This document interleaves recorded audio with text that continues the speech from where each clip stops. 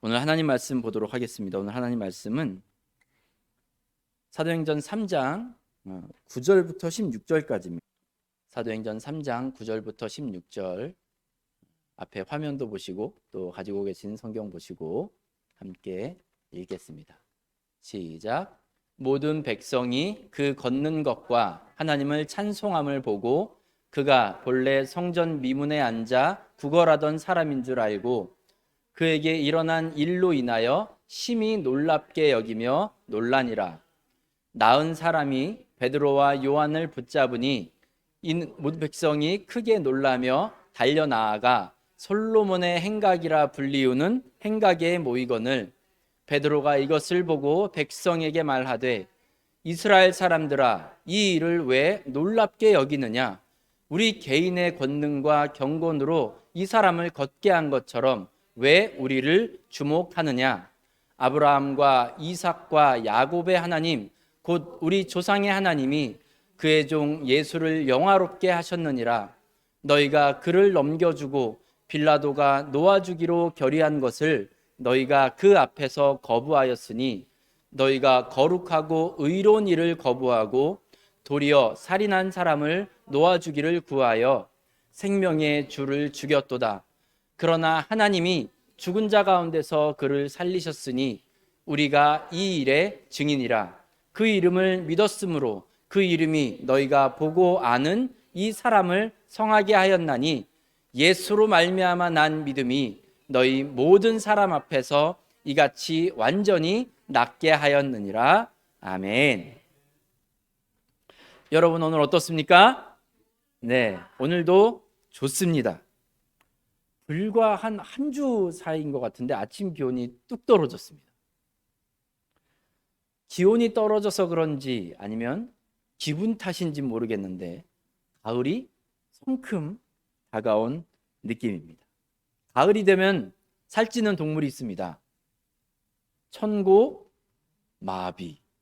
말이 살찌는데 우리도 말만 살찌면 되겠습니까?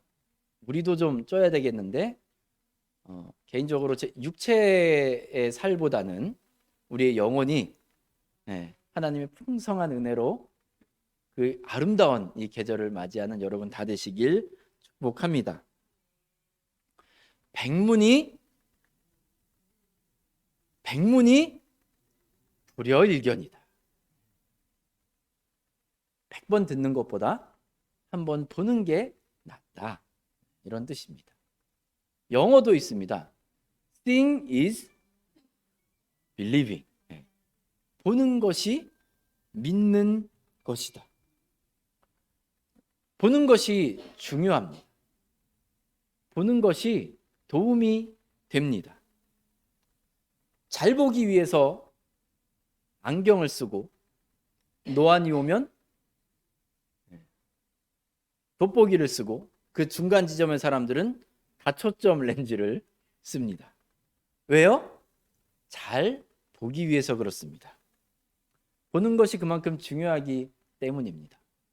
그런데 우리가 보는 것이 다 맞고 진짜라고 여러분 확신할 수 있으십니까? 요 도형을 보시면 지금 우리가 보는 방향에서는 모양이 어떻습니까? 약간 원같이 타원형이지만 원같이 생겼습니다. 그런데 이걸 180도 돌려보면 마름모 모양의 사각형 모양으로 바뀝니다. 이제 영상으로 보여드리면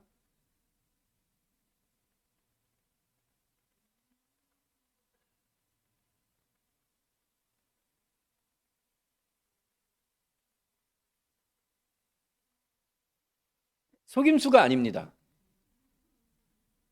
한 도형을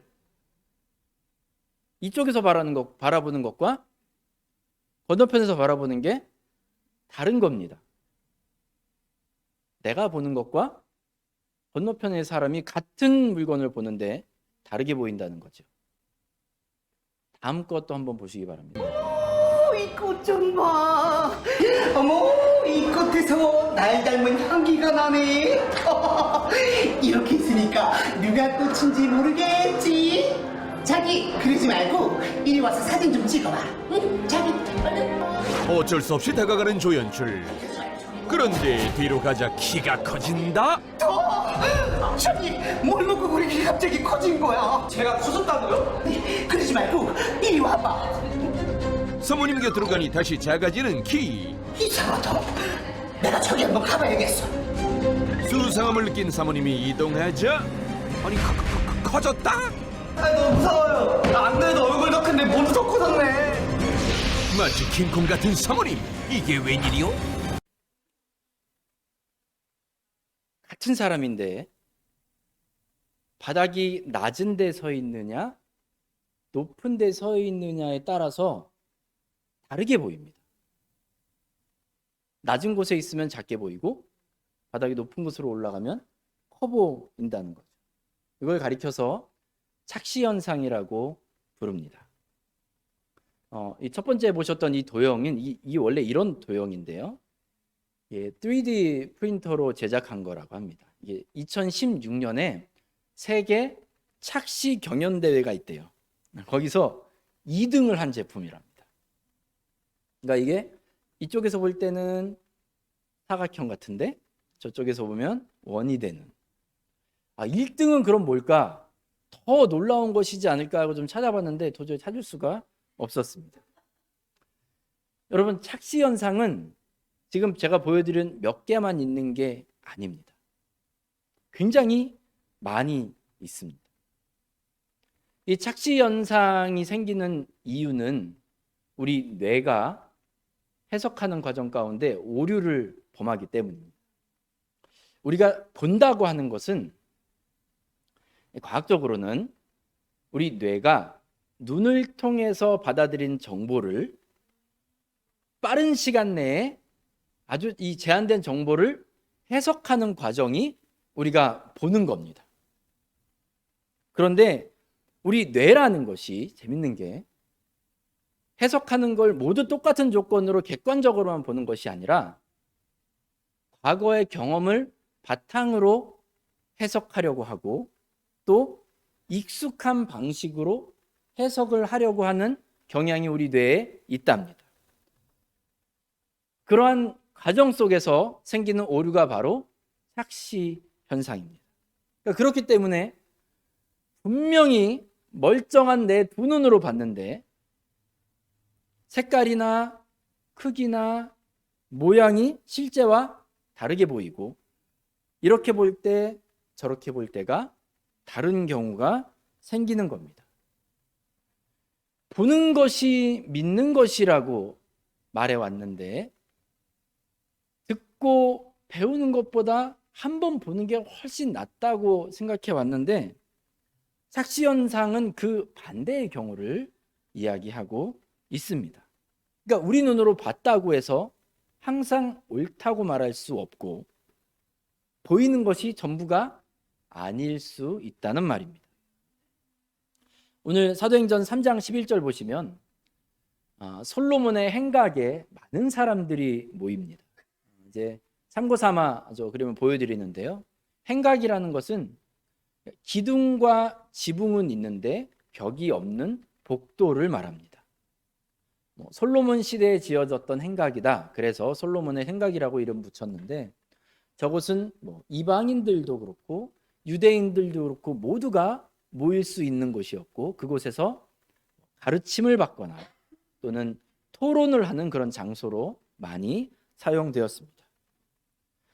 많은 사람들이 한꺼번에 이 행각에 몰린 이유가 있었는데 그것은 놀라운 기적 때문이었습니다.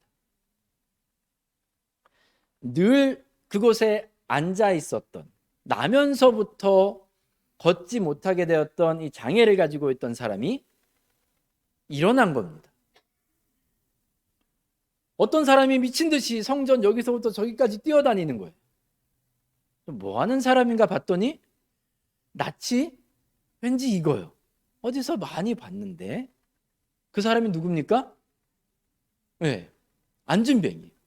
어떻게 일어났습니까? 베드로와 요한이 그에게 주목하여 베드로가 이르되 은과 금은 내게 없거니와 내게 있는 이것을 내게 주노니 나사렛 예수 그리스도의 이름으로 일어나 걸으라 하고 그의 오른손을 잡고 일으켰더니 일어나고 걷고 뛰고 하나님을 찬양했습니다.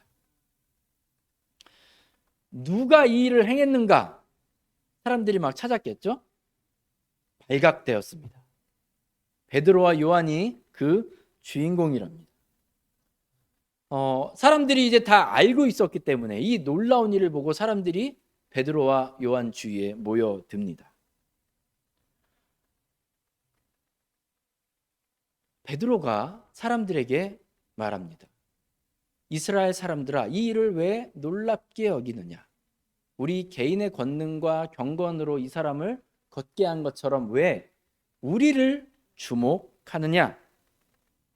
베드로가 말하고자 한 것은 이 일이 우리의 능력이라고요? 아니에요. 물론 이 사람이 지금 일어나긴 했지만, 내가 잡아 당겨서 이 사람이 일어나긴 했지만 그것은 내가 한 능력이 아니라 다른 사람이, 우리의 능력이 아니다라는 것을 이야기해 주고 싶었습니다. 근데 여러분, 사람들 입장에서는 뭐라고 반응했겠습니까? 내가 봤는데요. 내가 똑똑히 봤는데요. 당신이 저 사람을 잡고 일으켰더니 저 사람이 일어났는데요. 걷고 뛰고 있는데요. 그러니까 당신이 한 겁니다. 여러분, 이들의 대답이 맞습니까? 네, 맞습니다. 평생을 걷지 못했던 사람이 40년이 넘게 걷지 못하고 이 성전 미문에서 구걸밖에 할 수 없었던 이 사람이 지금 일어나서 걷고 뛰고 있는데 누가 이 손을 잡아주었습니까? 베드로와 요한이요. 내가 봤는데 지금 무슨 소리 하는 겁니까? 사람들이 베드로와 요한에게 몰려들었습니다. 베드로는 군중에게 이제 설명을 합니다. 이 이름을 믿음으로 이 이름이 너희가 보고 아는 이 사람을 성하게 하였나니 예수로 말미암아 난 믿음이 너희 모든 사람 앞에서 이같이 완전히 낫게 하였느니라. 아멘. 이 기적이 누구의 능력이라고요? 예수님의 능력이. 예수님을 믿었기 때문에 그 능력이 나타난 것이라고 강조하고 있습니다. 오늘 사도행전 3장을 보시면 베드로가 사람들에게 일방적으로 설교하는 식으로 기록이 되어 있긴 합니다. 그런데 한번 그때 분위기를 여러분 상상해 보시면 베드로는 사람들에게 우리가 한 것이 아닙니다 라고 얘기했을 것이고, 사람들은 내가 봤는데요? 당신이 일으켰는데요? 그럼 베드로와 요한은 또 사람들을 진정시키고 아닙니다. 우리가 아닙니다. 예수님의 능력으로 된 것입니다. 아마 이런 이 말들이 오가지 않았을까 싶습니다. 내 눈으로 봤기 때문에, 내가 직접 봤기 때문에 100% 확신하는 겁니다. 옳은데요. 그게 맞는데요. 내가 봤거든요.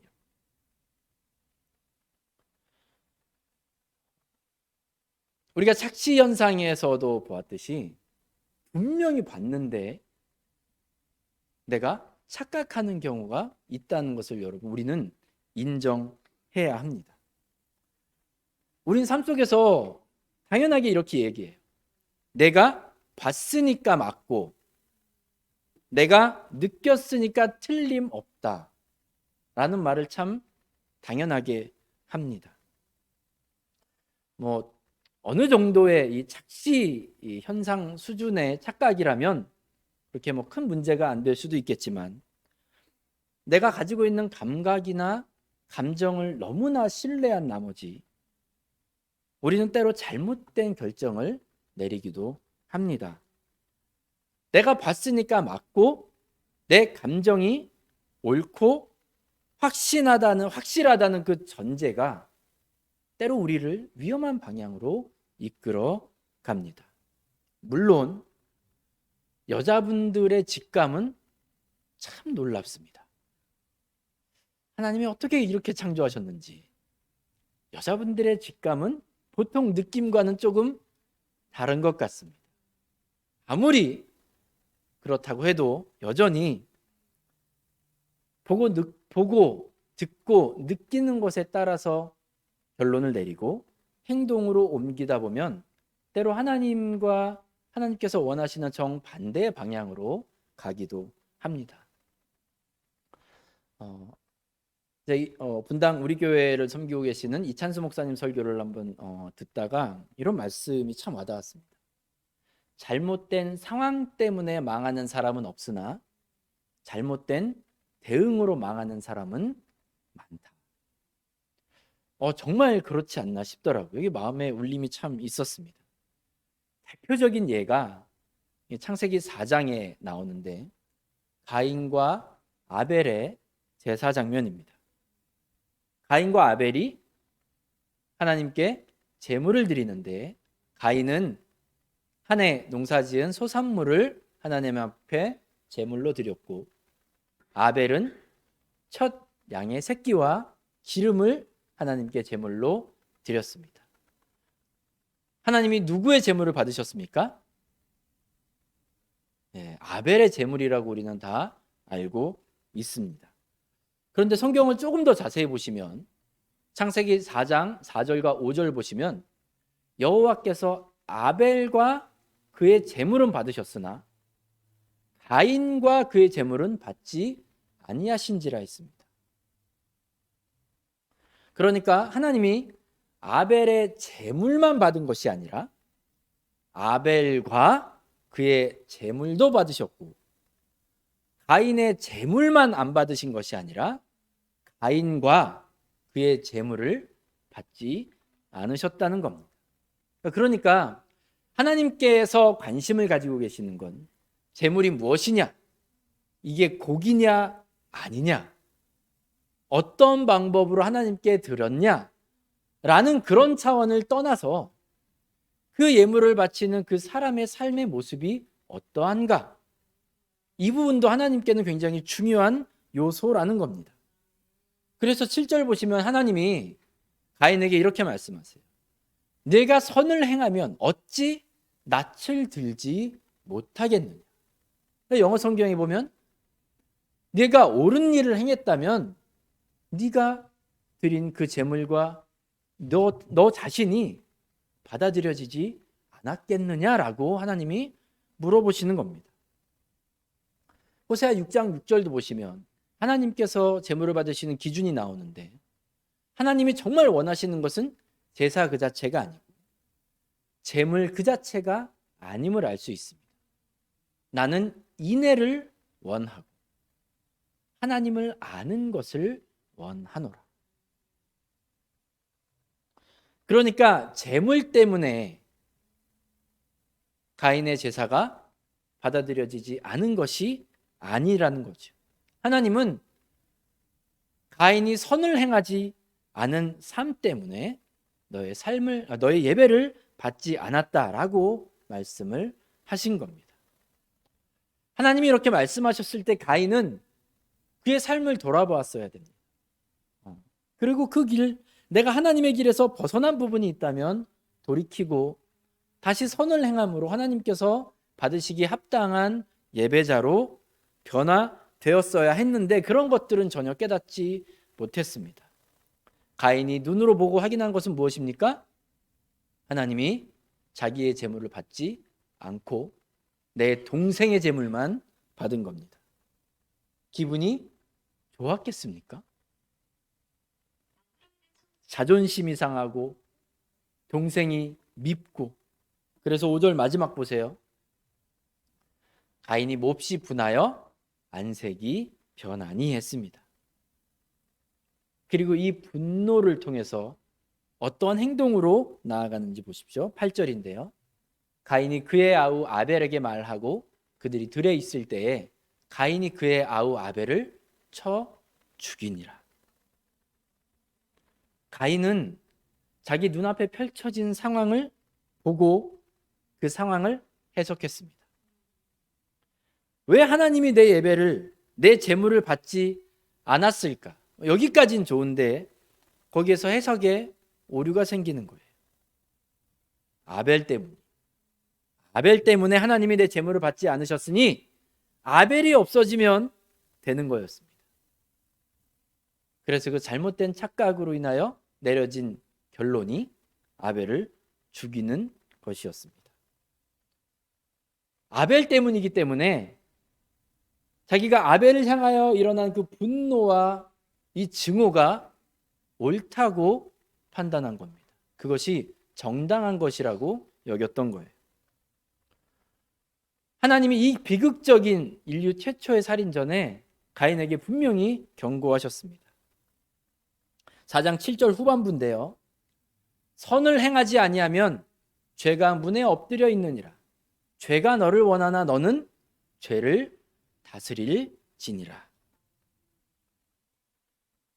가인에게 네가 지금 선을 행하지 않고 있는 그 삶의 자리에서 돌이키고 너는 선을 행해야 된다.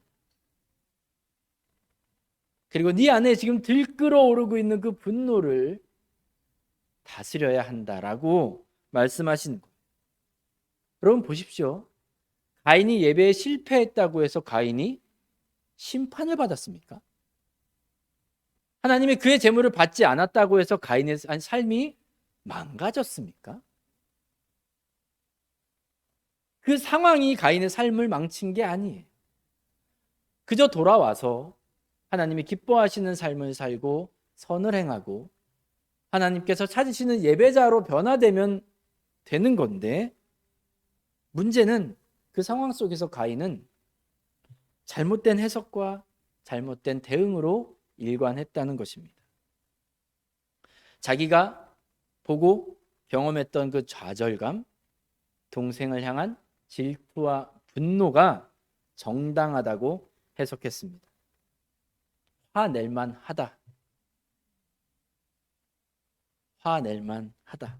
착각의 늪에 빠진 거죠. 사랑하는 여러분, 저와 여러분이 보고 듣고 느낀 것이 옳다는 착각에서 우리는 벗어나야 합니다. 이 잘못된 착각 때문에 우리는 위험한 선택을 하고 위험한 결론으로 빠질 수 있습니다. 사도행전 3장을 다시 한번 떠올려 보십시오. 솔로몬 행각에 많은 사람들이 모였습니다. 사람들은 그들이 본 것을 통해서 결론을 내렸습니다. 저 사람이다. 그에게 박수와 환호와 칭찬을 돌립니다. 이 베드로와 요한의 입장에서도 이거 까딱 잘못했으면 그 해석에 동참하기 딱 좋은 상황입니다. 조금만 느슨하게 바라보고 조금만 자기 우호적으로 스스로를, 이 상황을 판단했으면 베드로와 요한도 이들과 똑같은 착각의 늪으로 빠졌을지 모릅니다. 하지만 그들은 바로 선을 그었습니다. 우리의 능력이 아니니 우리를 주목하지 말고 예수님께 영광을 돌리고 예수님을 바라보라고 강조합니다. 가인과 아벨의 이야기를 통해서도 우리가 꼭 좀 기억했으면 하는 부분이 있는데, 내가 느끼는 감정이 옳은 것이다, 정당하다라는 착각에서 여러분 늘 우리를 조심시킬 필요가 있습니다. 다양한 감정, 물론 다 조심해야겠지만 특별히 그 중에서도 여러분 분노에 대해서 조심하시기 바랍니다. 분노는 우리 모두가 자연스럽게 느끼는 감정임에는 분명합니다. 그런데 문제는 내가 누군가를 향해서 쏟아내는 그 분노와 그를 향해서 가지고 있는 이 감정이 옳다라는 착각이에요. 이건 정당하다. 이건 화낼만 하다. 라는 이 착각이 문제입니다. 이러한 해석은 우리가 분노의 감정을 품도록 허락해주고 그 감정을 품은 우리는 가인같이 폭력된 행동, 누군가를 죽이고 다치게 만드는 일을 이루게 됩니다. 분노가 행동으로 이어진 결과로 얼마나 많은 사람들이 고통받고 쓰러지고 아파합니까? 테러를 보십시오. 정말 많은 무고한 백성들이 사람들이 생명을 잃습니다. 총기 사고 미국에 참 많이 있죠. 많은 경우 보면 억눌린 분노가 표출되었다라고 이렇게 분석을 합니다. 사회에 대한 분노, 인종에 대한 분노, 자기 처우에 대한 분노, 이러한 분노들이 끔찍한 범죄로 이어지는 것이죠. 이러한 분노 때문에 일어나는 육체적인 살인도 문제지만 여러분, 언어를 통해서 우리의 분노를 막 쏟아내는 때도 참 많이 있습니다. 폭력적인 말과 또 폭력적인 표현으로 상대방 인격을 무시하고 온갖 더러운 말, 욕설, 비방, 정죄하는 일들, 우리는 그럴만하다라고 착각하며 해석하며 넘어가려고 합니다. 여러분, 이러한 잘못된 행동, 죽임, 폭력, 이것이 어디에서부터 시작됐다고요? 내 분노의 감정을 옳게 여기는 거예요. 이 분노가 정당하다고 여기는 잘못된 해석입니다. 우리 모두가 물론 가지고 있는 이 감정이긴 하지만 가인이 분노에 빠져 있었던 하나님께서 분노에 빠져 있었던 가인에게 명령하셨던 거 다시 한번 보세요. 너는 죄를 다스릴지라. 너희 안에 지금 분노가 일어나고 있지만 그 분노를 다스려야 한다라고 말씀합니다. 에베소서 4장 26절도 보면요, 7절 분을 내어도 죄를 짓지 말며 해가 짓도록 분을 품지 말고 마귀에게 틈을 주지 말라 했습니다. 저와 여러분이 분노하는 것이 당연하다, 옳다라고 이야기하고 있을지 모르겠지만 우리가 분노하는 순간 그 틈을 타서 마귀가 역사한다는 겁니다. 우리가 분노를 다스리지 못하고 이 분노를 옳은 것으로 여기면 그 분노를 누가 이용합니까? 마귀가 이용합니다. 그리고 우리는 그 마귀의 다스림 안에 들어가게 되는 것이죠. 그러면 화내는 걸 무조건 참아라 라는 말씀이 아니에요. 화가 나는 감정은 자연스러운 감정이기 때문에 날 수 있습니다. 하지만 여러분, 분노가 우리 안에 생겼을 때 인정해야 돼요. 그래, 이것은 옳은 감정이 아니란, 하나님의 백성이요 하나님의 자녀된 나에게 어울리는 감정이 아니라는 것을 곧바로 깨달아야 합니다. 그래서 하나님께로 나오셔야 되고 기도의 자리를 나오셔야 되고 말씀의 자리로 돌아가야 합니다. 하나님의 도우심을 구해야 돼요. 주님, 제 안에 분노가 있습니다. 주님, 이 분노를 다스려 주옵소서. 하나님께 속한 것이 아닌 이것에 제가 종로로 타지 않게 하옵소서라고 여러분, 그 분노를 다스려야 합니다. 제가 지난주에 우리가 하나님의 백성답게 변화되는 그 부흥을 경험하자라고 말씀드렸습니다. 하나님께서 독생자를 주실 만큼 귀하게 여기시는 저와 여러분, 우리에게 분노는 어울리는 단어가 아닙니다. 분노를 품는 것은 결코 어울리는 모습이 아닙니다. 요새 저희 애들이 좀 커가면서 옳은 말을 할 때가 한 번씩 있습니다. 근데 그 뒤에 붙이는 게 저를 아주 이제 무력하게 만듭니다. 아빠는 목사님이잖아. 그 말을 하면 말을 못 하겠어요. 얼마 전에 그 장을 보고 가족들과 함께 오다가 이제 프리웨이를 타고 이제 이 17번으로 이제 들어오려고 차선을 변경을 했는데 늦게 보고 이제 늦게 들어오는 거죠. 차를 못 보고 놀래서 정말 제가 느끼기에는 종이 한 장 차이로 사고를 피한 것 같이 느껴져서 얼마나 놀랬겠습니까? 제가 쟤 뭐 하는 거야? 이런 소리를 약간 격앙된 목소리로, 그래도 욕을 하지 않았습니다. 쟤 뭐 하는 거야? 그랬더니 갑자기 애들이 아빠 저 사람 알아요? 아니, 근데 죄라 그러면 어떡해요? 야, 제가 잘못했잖아. 저 사람, 저분이라고 얘기해야죠. 아빠는 목사님이잖아요. 할 말이 없는 거예요. 여러분, 우리는 하나님 백성들이잖아요. 여러분, 우리는 하나님께서 택하신 족속이고 왕 같은 제사장들이고 그의 소유된 백성이고 거룩한 나라고 그의 소유된 백성들 아닙니까? 이 착각이 우리에게 웬 말이라는 말입니까? 여러분, 우리는 보고 듣고 느낀 그 감각, 감정 때문에 매우 쉽게 착각하고 오해하는 오류를 쉽게 범합니다. 그러면서도 그걸 옳다고, 그게 맞다고 끝까지 우기고 그것에 붙잡혀서 결국 행동에까지 옮기는 때가 얼마나 많이 있습니까? 여러분, 우리는 하나님의 백성이잖아요. 우리는 하나님의 아들이요, 딸이잖아요. 날마다 이 착각의 늪에서 벗어나도록 여러분 기도하시기 바랍니다. 이 잘못된 해석의 오류에서 빠져나올 수 있도록 여러분 늘 기도하시기 바랍니다. 여러분, 잘 안 되면 저한테 연락하세요. 제가 전에도 말씀드렸잖아요. 분노의 감정이 생길 때 저한테 연락하세요. 목사님이 나를 어떻게 생각할까?